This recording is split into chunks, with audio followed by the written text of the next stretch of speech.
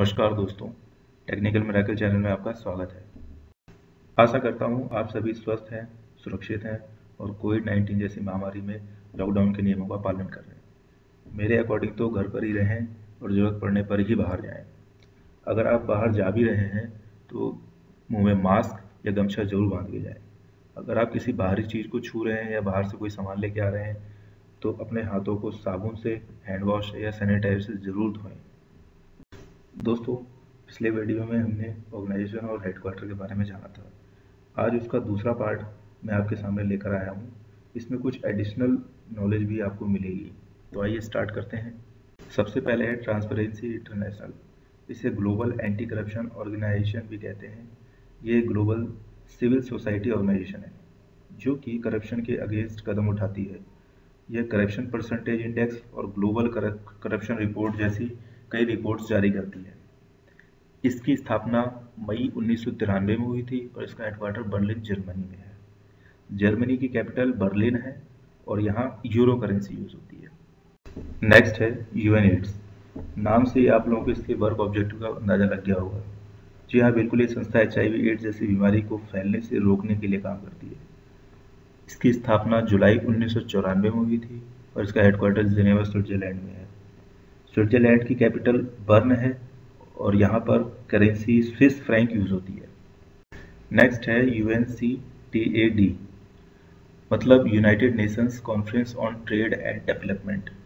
यह United Nations सचिवालय का एक हिस्सा है जो कि व्यापार, निवेश और विकास संबंधी मुद्दों पर काम करता है। इस संस्था के member country list A, B, C, D में डिवाइडेड हैं। लिस्ट A में 100 कंट्री हैं, लिस्ट B में 31 कंट्री हैं, लिस्ट C में 33 और लिस्ट D में 24 कंट्री मेंबर हैं। इसकी स्थापना दिसंबर 1964 में हुई थी और इसका हेडक्वार्टर जिनेवा स्विट्जरलैंड में है। स्विट्जरलैंड की कैपिटल मैंने बताई थी बर्न है और यहाँ पर स्विस फ्रैंक करेंसी यूज होती है।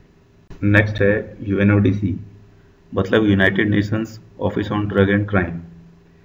यूनाइटेड नेशन सेक्रेटेरिएट इसकी पेरेंट ऑर्गेनाइजेशन है। इस संस्था का काम ड्रग्स से रिलेटेड इलीगल प्रोडक्शन, मार्केटिंग और यूज को रोकने के लिए रूल्स एंड रेगुलेशंस बनाना है। UNODC लोगों को वर्ल्ड लेवल पर जागरूक करता है। ये संस्था अपराध नियंत्रण और न्याय प्रणाली को मजबूत करने में भी योगदान देती है। इसकी स्थापना 1997 में हुई थी और इसका हेडक्वार्टर वियना, ऑस्ट्रिया में है। ऑस्ट्रिया कैपिटल वियना है और यहाँ यूरो करेंसी यूज होती है। अगली संस्था का नाम है UNDP, मतलब यूनाइटेड नेशंस डेवलपमेंट प्रोग्राम, जो कि कंट्रीज को हेल्प करती है गरीबी मिटाने में और लोगों की लिविंग स्टैंडर्ड को इम्प्रूव करने में। इसकी स्थापना नवंबर 1965 में हुई थी और इसका headquarter New York city, United state में है। यूनाइटेड स्टेट की कैपिटल वाशिंगटन DC है और यहाँ करेंसी US डॉलर यूज होती है। नेक्स्ट है UNEP, मतलब यूनाइटेड नेशंस एनवायरनमेंट प्रोग्राम।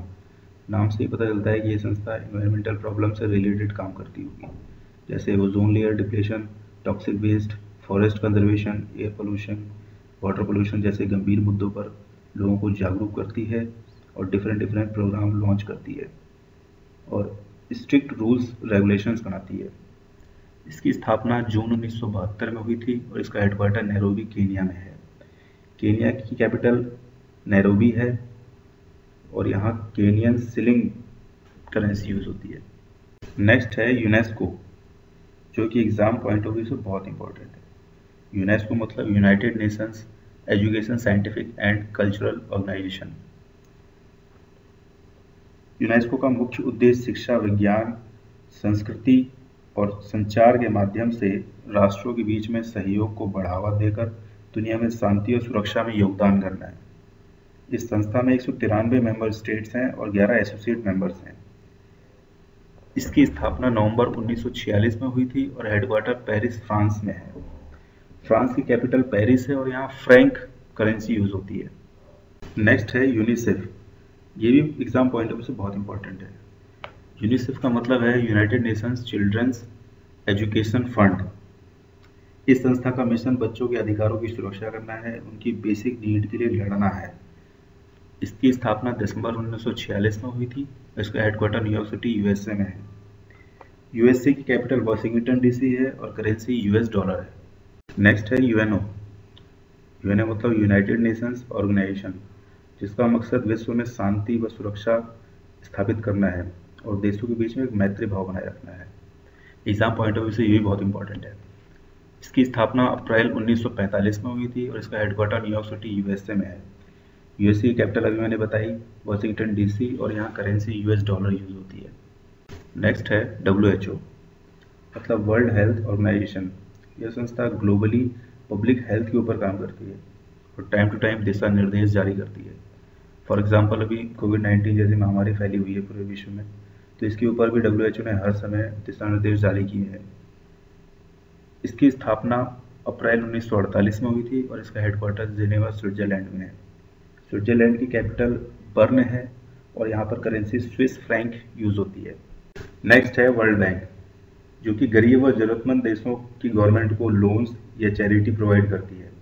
इसका मेन ऑब्जेक्टिव गरीब कंट्रीज़ की इकोनॉमिक कंडीशन को सुधारने में हेल्प करना है और उनके लिविंग स्टैंडर्ड को इम्प्रूव करना है।